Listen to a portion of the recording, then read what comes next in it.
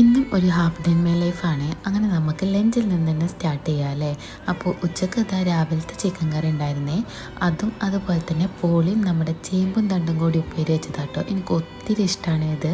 അങ്ങനെ ഫുഡെല്ലാം കഴിച്ച് കുറച്ച് നേരം ഒന്ന് വിശ്രമിച്ച ശേഷം ഇതാ നേരെ ഇറങ്ങിയിട്ടുണ്ടേ. എങ്ങോട്ടാന്നല്ലേ, എൻ്റെ മോൻ്റെ ഫസ്റ്റ് ഡേ ആണ്. ഫസ്റ്റ് ഡേ എന്ന് പറഞ്ഞാൽ ആൾ അംഗനവാടിയിലൊക്കെ പോയി തുടങ്ങിയിട്ടോ. ആളവിടെ ആക്കി പോരുമ്പോൾ ഫസ്റ്റ് ഡേ ആയ കാരണം നന്നായി കരയുന്നൊക്കെയായിട്ട് വിചാരിച്ചിരുന്നത്. പക്ഷെ ആൾ ഫുൾ ഹാപ്പി ആയിരുന്നു. അതെ, ഞങ്ങളെ കണ്ടപ്പോഴുള്ള സന്തോഷം കണ്ടു. അവന് പോയി തുടങ്ങിയതിൽ എനിക്ക് ഒത്തിരി സന്തോഷമുണ്ടേ. അങ്ങനെ പോരുന്ന വഴി അവന് മിഠായി വേണമെന്നും പറഞ്ഞത് ഉപ്പ അവനെയും കൊണ്ടത് ഷോപ്പിലും കയറി അവനക്ക് വേണ്ടതെല്ലാം വാങ്ങിച്ചു കൊടുത്തു.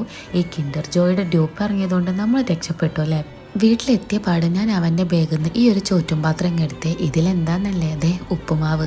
ഈ അങ്കണവാടിയിലെ ഉപ്പുമാവിൻ്റെ ടേസ്റ്റും സ്മെല്ലും പറഞ്ഞറിയിക്കാൻ പറ്റാത്തതാണ്. എനിക്ക് ഒത്തിരി ഇഷ്ടമാണ്.